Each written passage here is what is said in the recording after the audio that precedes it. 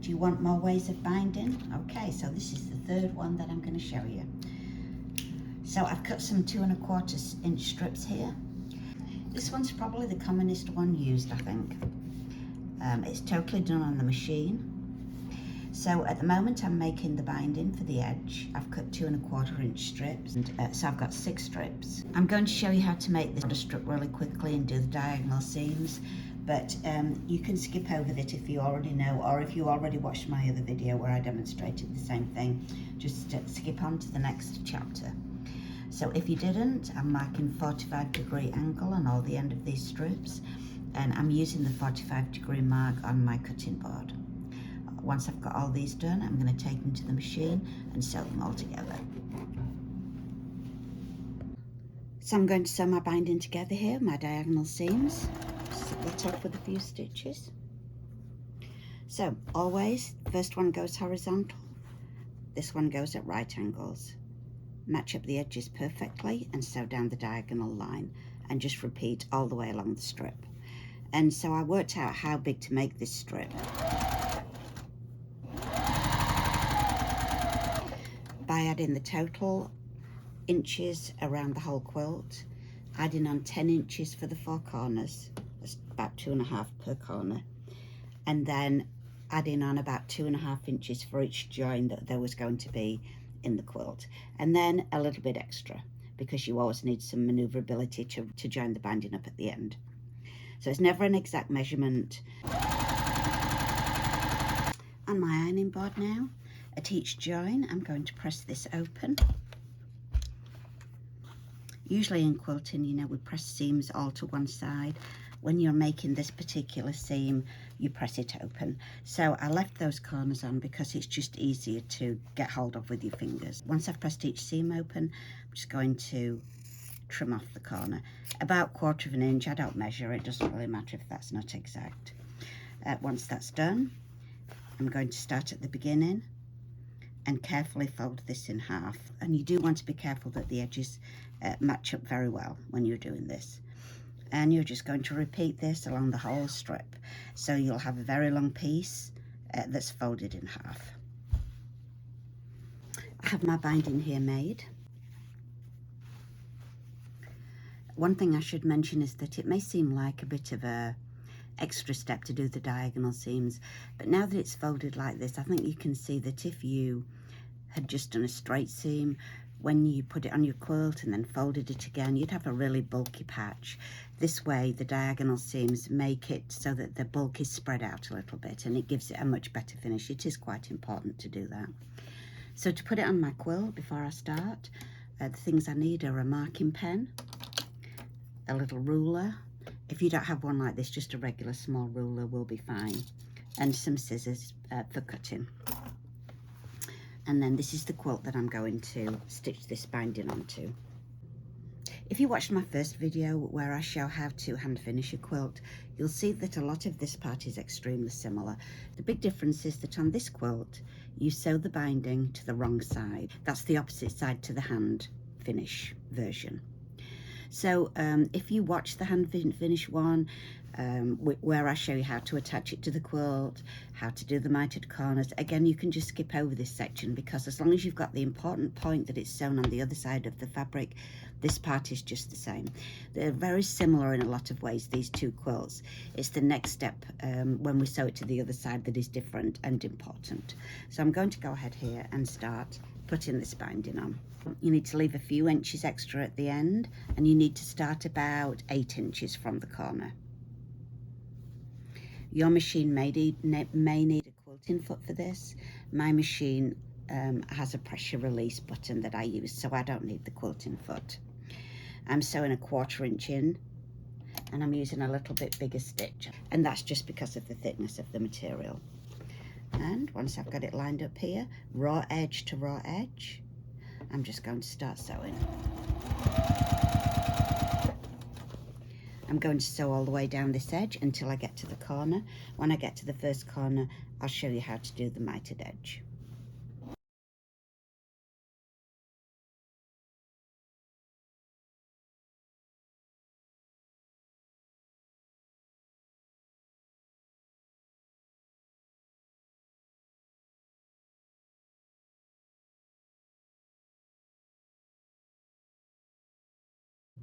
When you get down fairly close to the edge, you have to mark. So you want to get your little ruler and mark 1/4 of an inch from this edge, and just mark that on your fabric, and that's going to be your stopping point.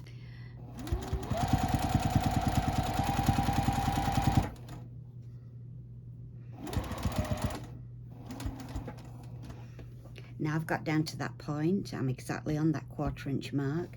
I'm just going to turn this so that I can do a little diagonal couple of stitches that take me to the corner point, and then finish off. To make my mitered corner, I'm going to fold that back so it now runs in a straight line all along here. And you can, if you want to, just put a pin to hold that. Usually I don't, but just to show you. Once you've done that, you're going to fold this piece back. You're going to fold it back so that it runs in the direction you're going to sew it. This corner here, you want to align this fold exactly to the corner. Just hold it in place or just put a pin. And now you're just going to start sewing down this side, again 1/4 of an inch. When you open it out, this will make your mitered corner.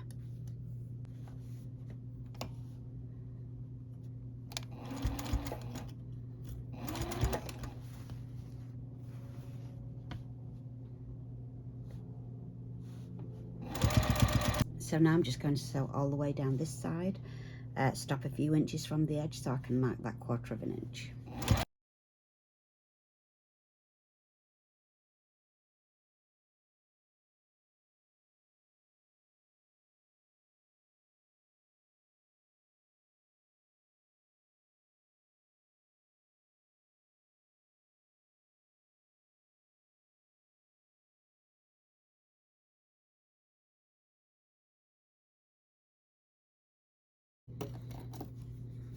So one more time, 1/4 of an inch from the edge, mark it and stitch to that point.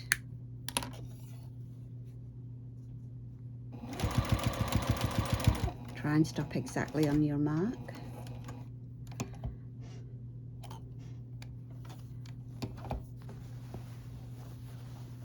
Turn and sew to the corner.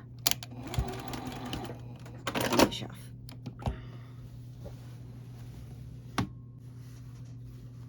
Fold this outwards. Put a pin. Fold it back along the line you're going to sew. Mark the edge. Line it up. Replace that pin.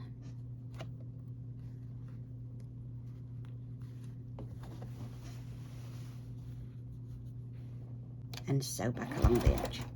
So you're going to continue like this all the way around until you come to the 4th corner. When you come to the 4th corner, I'll stop it then and show you what I do next. This is my 4th corner, and I've already done the pinning to make it into a mitered corner. This is the beginning where we started sewing. That's my stitching line. So we've got to join these 2 pieces of fabric. We want them to join about in the middle. That way you've got some loose fabric to work with on both sides.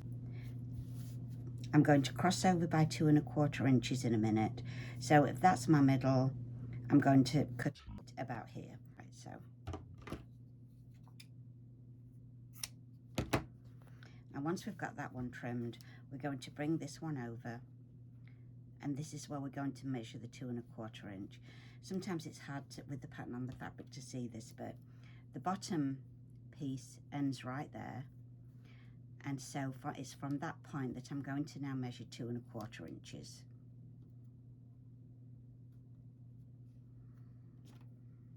I've already cut the bottom, so I'm marking this on the top one, and I'm going to cut at that line. So it's right there. I'm just going to cut that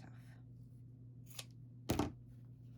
So can you see that that's crossed by 2 1/4 inches there? Now the next thing you're going to do is make a diagonal seam again. So you're going to take this piece, and in this case you're just going to fold it. This also will make a diagonal seam.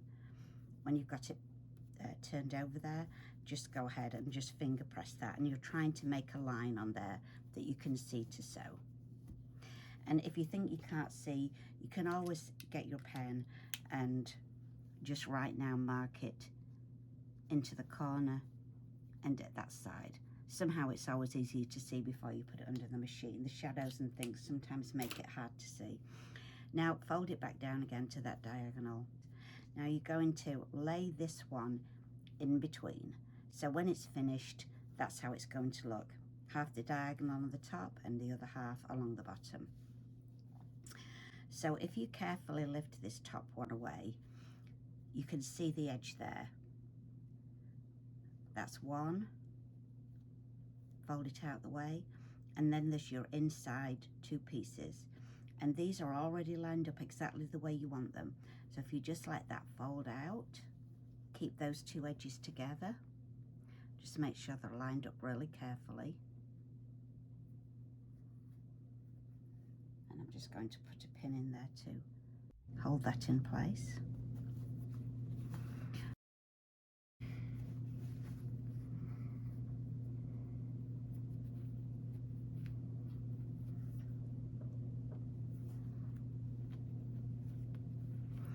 Now to work this, you've just got such a small area to work with. The easiest way is to fold the quilt together. And then when you take it to your machine, you can just turn that so that you can maneuver it to sew down that line. Just going to get this in position here. It is a little bit fiddly.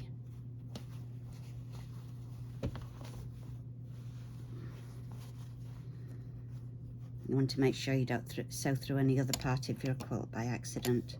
And you're sewing on the line that you've marked. The pins are just holding it in place, they're not a sewing marker. And I can actually see that crease quite well on this one.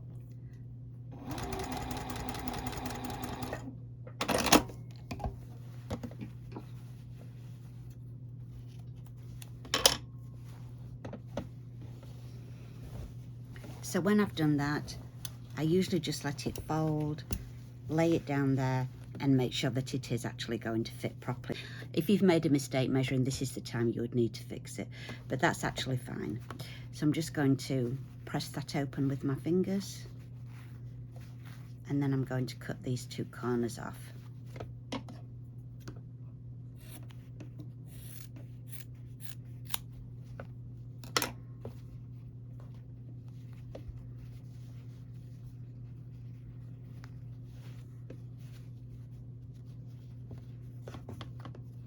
To make sure my pressing stays open there. And even though I've not pinned the rest of the way around, I usually do put a couple of pins in here just to make sure that it sits in the right place and I don't get to the edge and have a wrinkle that I can't get rid of. So I'm just going to put a pin there and a pin there. And then I'm going to just join it back onto my corner, just the same as all the others, and sew down and join to my original sewing line from when I began sewing round at the beginning of the quilt.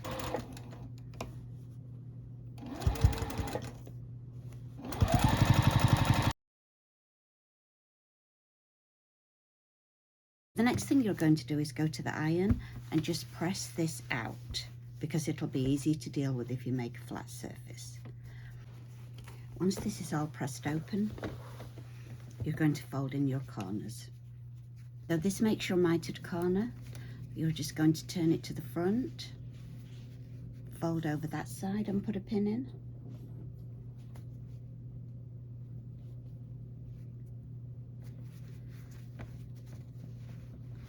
Fold over that side. Just tuck that little thread in there.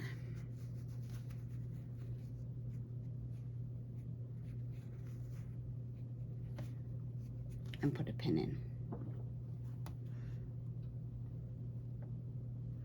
And you're just going to do that on all four corners. And the place you put in the pins, as you're feeling this, it's going to be just over the stitching line. So you're going to do that to all four corners. Now this part, it's one of those things where you're doing a lot of feeling it with your fingers, and it's not so easy to explain as it is if you were sitting next to me and I could show you where to put your fingers and feel it. When you sew, your underneath machine line is going to be aimed to be just on this dark blue. You're not aiming to get it on this other part of the binding. So when you put it under your machine and when you fold this over, you're going to sew very close to this edge, but you're not going to miss the edge. You've got to stay on the material.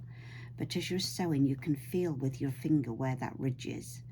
So you're going to keep folding it down, and you want to have your machine sewing between the ridge that you can feel and the edge. And it's automatically going to come out about even just because of the size that you've sewn here. So I'm going to put that under there, just start sewing.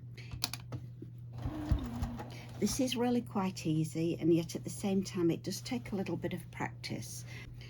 Okay, so I'm just folding this over and I'm aiming my needle to be between the ridge, which is about there, and the edge of the fabric.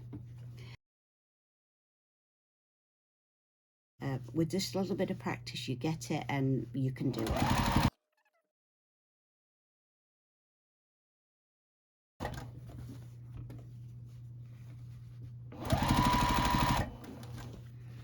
And now it's just a matter of going all the way around until you get back to the beginning.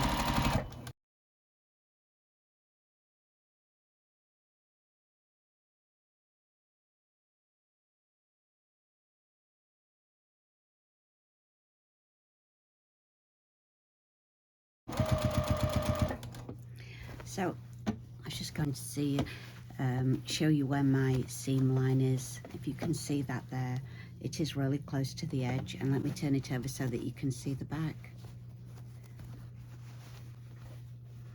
Well, again, because I'm using navy blue, that might not show very much. Let me just tip my camera forward a little bit and see if you can see that better. But I'm down here, I'm not on this part.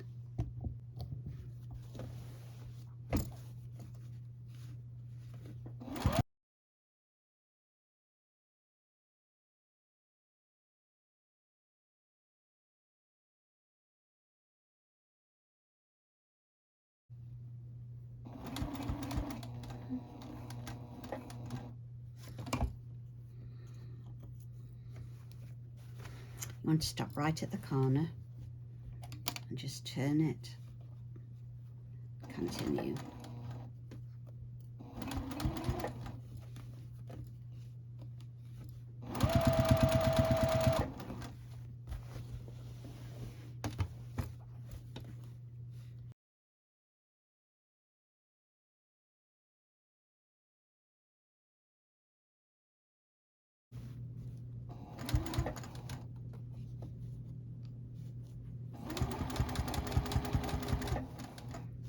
So I'm back to the beginning here, just meeting up with the stitches that I first made. I'm going to cut that thread off. That's my beginning thread. Just sew over by a couple of stitches and it's all done. So let me put that there where you can see. So this is the wrong side. The stitch line is there on the navy.